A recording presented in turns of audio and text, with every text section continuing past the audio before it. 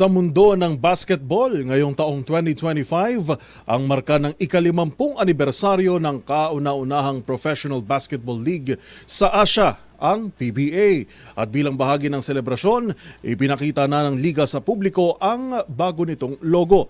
Ang mga detalye tutukan sa report ni Matchpoint, Mili Borja. Opisyal nang inilunsad ng Philippine Basketball Association o PBA ang logo para sa ika-50 anibersaryo nito na ipinagdiriwang ngayong taon.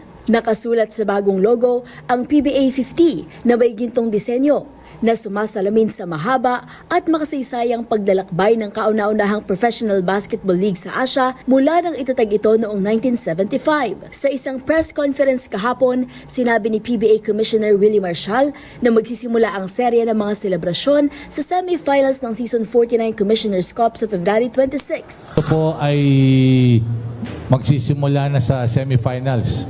Mapapansin po nyo yung mga players natin, ipapatch muna namin.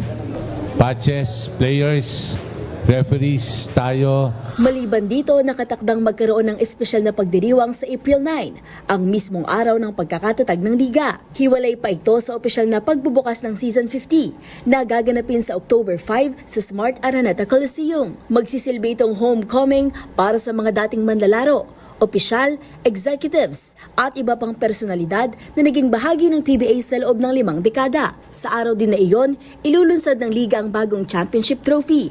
Para sa MBC TV Network News, ito si Mili Borja ng DZRH TV, una sa Pilipinas, una sa Pilipino.